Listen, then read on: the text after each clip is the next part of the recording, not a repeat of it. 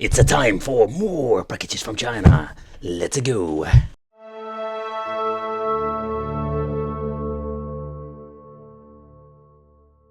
Hey, welcome back to the channel.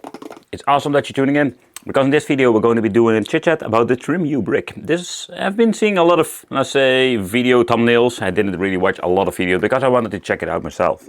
So when it comes to the Trimui, a lot of positivity around this. And you know, Trimui, I've been, let's say, checking out all kinds of different devices from theirs.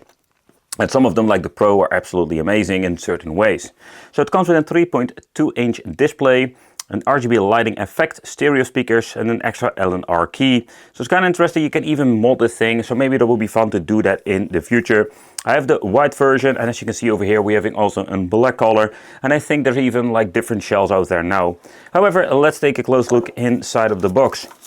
So when you're going to be looking into, let's say, the device itself, the first thing that I actually noticed that this thing is really small, and I was actually expecting a little bit bigger of a handheld, so this is going to be an issue for some people. I think it is going to be absolutely an overall fun experience. If you're going to be holding it, it's a little bit of the, let's say, the Mio stuff that we have checked out. I think the Mio was an absolutely great device, but was kind of tiny. But let's do a quick look at an analysis of the device later on. So we have an SD card. Some of the companies will give you the option to actually buy one of these. And what I love about some of the stores are giving you the SanDisk and not the cheap crap that gets corrupted out of, let's say, booting it up a couple of times. Over here, the toilet paper manual, like I always explaining how everything works. I think it's absolutely great. You know, they're giving you this because there's a lot of, let's say, confusing stuff going on by adding games to these devices. So what is absolutely cool is having not the buttons, or is it that having a cable that's just stand there, but you can have the option to even modify it, to change it out when it comes to the buttons. So that's absolutely awesome. But starting off with the weight, 160 grams, and I can tell you that this tiny thing feels like a brick, and not in a bad way. It feels like a really nice quality product. Where I was really pleased with the Mio series, this is going to be maybe my new favorite one to play when it comes to pocket devices. So they're also using a piece of metal over here. I'm guessing they're using that for cooling the PCB. So another great thing they implemented is that nowadays with these devices, you can see there is a nice height difference when it comes to the back buttons. I'm not a big fan of back buttons at all, but if you're going to be playing, yeah, this is going to be so much easier to play. Another feature you have seen with the Pro version is that when it comes to, let's say, D-pad, we have these very nice micro switch D-pad. I am a big fan of it, simply because when it comes to the, let's say, the resistance, but also the travel, this is like super fast and very responsive. We have over the A, B, X, Y button. And I must say that I find this very, very comfortable. I'm going to be doing the wicked button test, like just doing this swiping. Man, this feels so nice. Oh, we can even make an ASMR video out of this. But beside that, we're having function buttons at the bottom over here, 2 speakers. At the bottom we're having the input for the micro SD card. We're having a tiny button for reset if something goes wrong. We can fully reset it. Over here the USB-C, an audio jack out, physical volume control. I'm very glad they keep doing this. And on top we're nothing much, having over here a slider. And then having over here the on-off switch that we can hold and actually booting up the device itself. And let's do a little bit of a chit chat. What are we getting when it comes to the software? I love these very cool front lit LED LEDs. You can actually see we're having all kinds of LEDs over there. That's the RGB stuff that they were talking about. Let's lower all of the, let's say, the lights, and you can see that the light up of this is just absolutely amazing. With the CrossMix OS, what you're getting with this particular SD card, this is going to be so much more, let's say, out of the box positive experience. So you can see they made all kinds of different collections. So let's go with the Sonic in here. Let's zoom in a little bit. You can see we're having all kinds of platforms. So in this way we can just easily like go to the favorite games. So they also implement a tiny screenshot. It's not really noticeable because it's way too small. But in the end, it's actually something they put an extra effort in. And let's check out what we're getting more. So Sega CD. And if you're going to pressing B, we're going back to the games, apps. And yeah, we do have like Moonlight for streaming. We can change out stuff. Some others, actually like some applications you don't really need if you're going to be just playing some games. So in here we're having recent, you can see the games I've been playing or what kind of folders I was opening up, favorites. That's one of the features I love about these devices, or particularly when it comes to the firmware, because you can just slap in all of your favorite games and just go from there, so you don't need to scroll.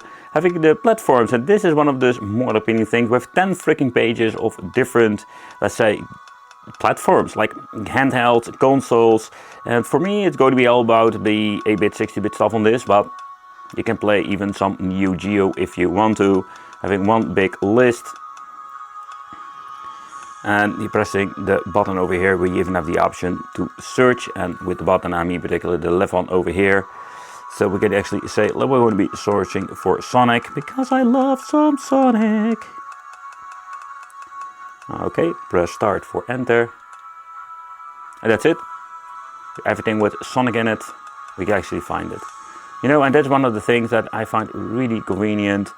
You can just search through all of the different systems. Let me know what is your favorite system to play on these devices, because you do have option for PlayStation Portable, but yeah, let's be honest, this is not going to be the best overall experience. It's a simple reason, because these things are quite powerful nowadays, but not powerful enough to run everything when it comes to that. But let's do a little bit of an overview of a couple of games. So I already recently played some Street of Rage, this is the hacked version. So another thing I also noticed, getting into the game itself, you can see it automatically, that's kind of cool, you can see it automatically jumps into the game. My last actually, or I wouldn't say save, but where I actually left.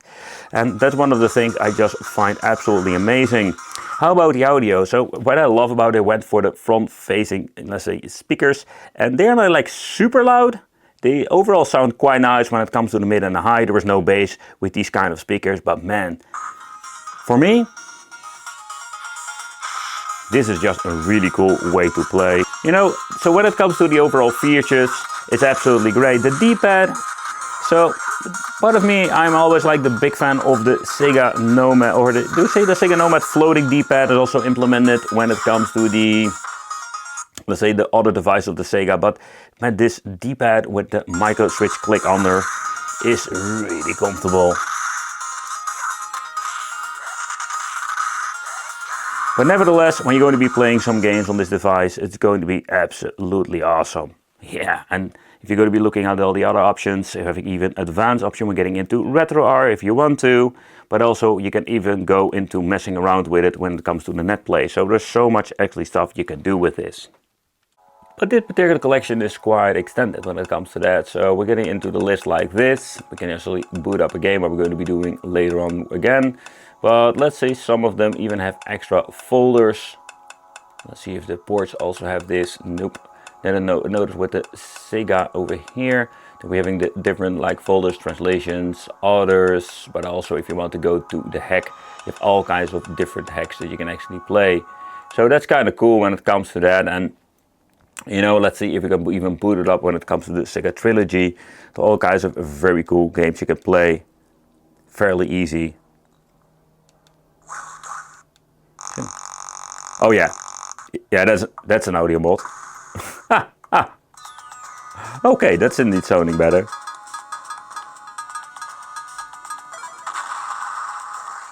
I do wonder if they like ported something like this to the Sega 32X / like Sega CD combination. That would be cool.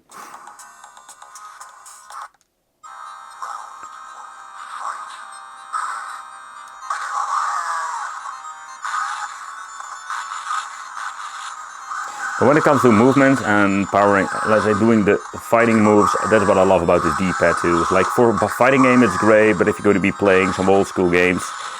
Okay, so let's take a close look at some other, let's say, game systems. So when it comes to Sega Master System, I'm not going to be afraid that it's not going to be working at all, because these games can be run on a freaking potato nowadays. Or your phone, actually. However, so all of these emulation, and I must say, particularly when it comes to the really old school stuff, I think I'm going to be really enjoying this. The resolution of the screen is just perfect for these old school games, and I think this is going to be the more, let's say, enjoyable experience. And this is one of the games I was actually playing on my other Mio Mini and other devices. But if you're going to be playing fighting games, beat 'em ups, or adventure games, one of the things I just find really appealing to the device is the D-pad. I keep saying it throughout the video, but I am really excited about this. So moving on to some handheld gaming with the Game Gear Ninja Gaiden. Seeing it in its full glory on this beautiful display. I can really enjoy this. I also had like a modified Game Gear. That is one of the things you should absolutely do when having a Game Gear nowadays, because the original screen is just really horrible or not working at all. But out of the box, this experience with the brick, I completely understand why people were a massive fan of this, because this works so great when it comes to, let's say, the controls input, but also when it comes to just the overall experience. But you need to have this certain cross-mix OS, because this makes it absolutely worth, let's say, just playing, playing, and have a lot of fun. Okay, I'm going to be removing the plastic, somehow I'm always keeping these things on, just to make sure that they don't scratch up. But okay, so getting into, let's say, some Sega Saturn, that makes it a little bit more interesting, because yeah, the old school stuff, that will run just fine. So resolution wise, with the screen itself, I think it's going to be absolutely fun to also play some PlayStation 1 and some Sega Saturn. Sega Rally Championship. So far so good. I don't exactly see how I can add those, let's say, frames per second to here. Just wanted to do a little bit of a gameplay. But so far I can hear and see the overall performance of Sega Saturn is not bad at all. And I think it's such an interesting thing to see how far they have become when it comes to these devices, that we have like these tiny devices that can play even Sega Saturn. 3, 2,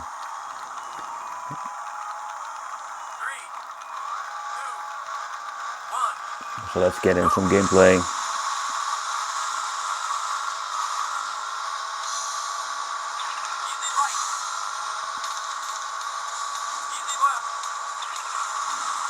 I love that blow off valve of the turbo. Oh!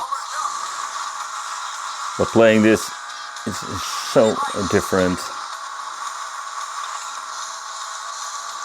There's some weird things in the background over there when it comes to, let's say, loading of the stage, but besides that, everything seems to be working fine. Let's see if we also have the option for the quick load, quick save. Yep, we're going to be using Yaban Shinshiro. And this is going to be on the native resolution. You can see you can mess around with the settings. I can even try to see if I can configure it with showcasing the frames per second. Yeah, there we go. Okay, so let's see what we can do when it comes to, let's say, the frames per second. So it's not running on the full 60 frames per second, but when I was just playing, I personally didn't really notice it. So that's one thing that's actually fun to see. So yeah, we can actually play it not on full 60 frames per second, but if you don't see the numbers, I don't think it's not really noticeable or annoying. Let's get ready to rumble with some Sega Dreamcast. So what I love about the device itself, if you're not going to be using it for some time, it also dims the screen itself. And of course we can also do a little bit of a standby mode. Yep, you can also see how automatically ask you how it goes when it comes to the main menu, or at least the quick menu. So you can actually continue.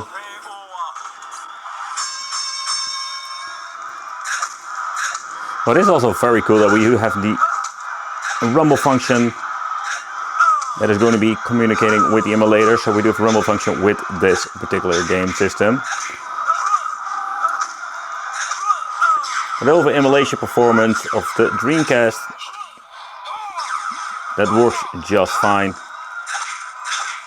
Just wanted to see if the sliding button does anything.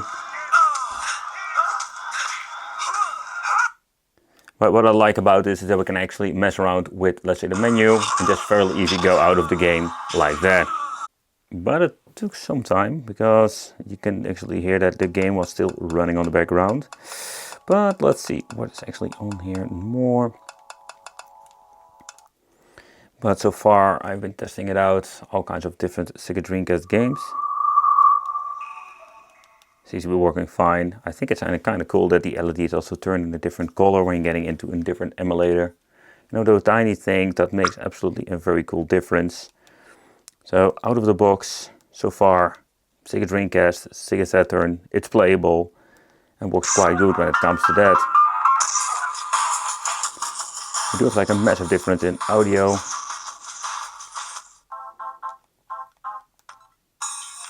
Mr. Driller is such a cool game.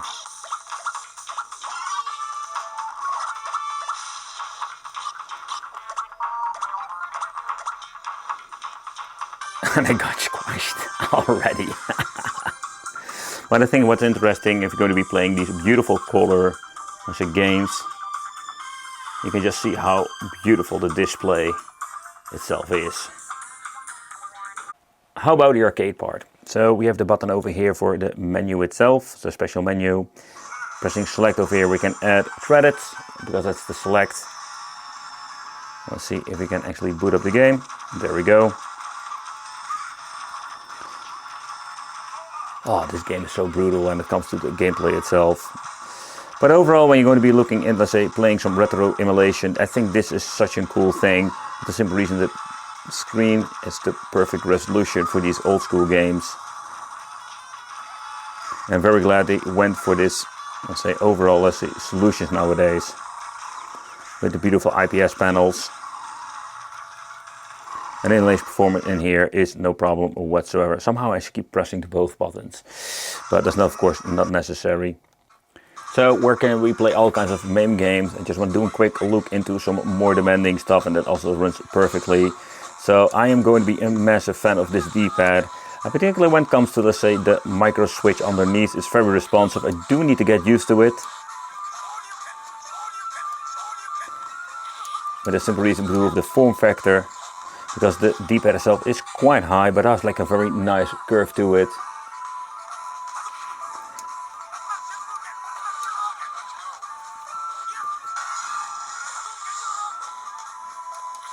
So out of the box, this thing is absolutely a great device for playing fighting games. So when I can play my fighting games, you know Wicked is happy. But if you're going to be playing some N64, this is going to be a challenge its own, for a simple reason, because it's going to be a very difficult emulator to run on these, let's say, basic devices. So I think first of all we're going to be getting into the launch games. This is not going to be a problem whatsoever. I think it's still cool to see all kinds of different games running on here. But so let's do a little bit of a gameplay of the Diddy Kong Racing. This is personally my first game I have ever played on the N64. And I just love to play it now. Let's see, where did he map all of the buttons? There we go. This is one of those games that we're going to be needing the back buttons for.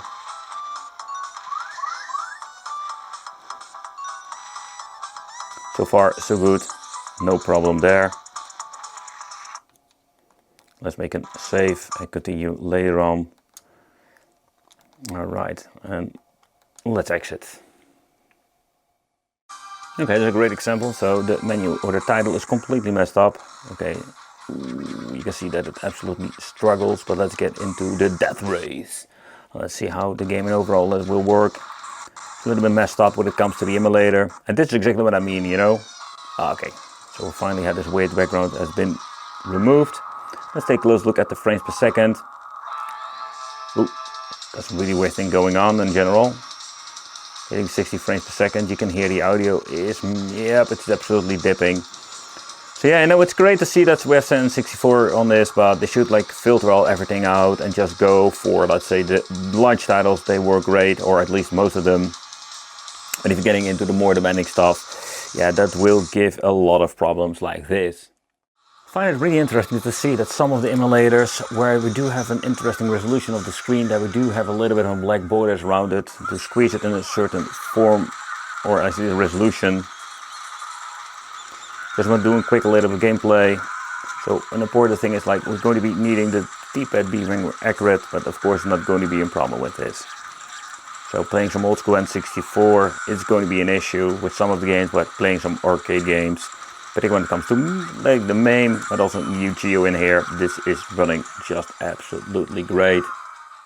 So another system we can play for a very long time now is of course the PlayStation 1.